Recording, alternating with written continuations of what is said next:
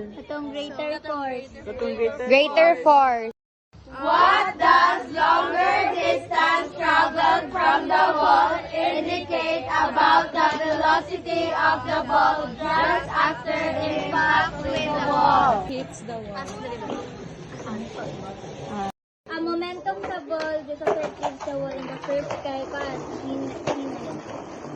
isa kay kami wala na kay force i-apply na hinay na yung velocity pero parehas na yung mass. Pero hinay man ang iyang velocity so mas gamay ang greater force kay mas taas ang sa main mission sa ball. Momentum of the ball as it leaves the wall in the second row is greater than the first row. Compare the change in momentum of the ball during the impact in the first row with that in the second row.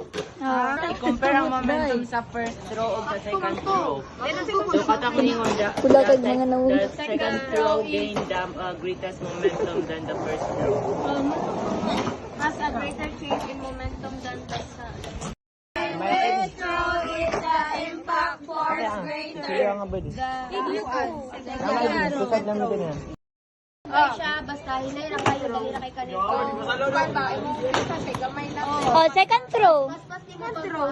Kay naman siya greater force. Describe the relationship between impact and change in momentum in this activity. So, ang impulse, ang momentum ba kung sa iyang kapasitas, dili ba siya equal?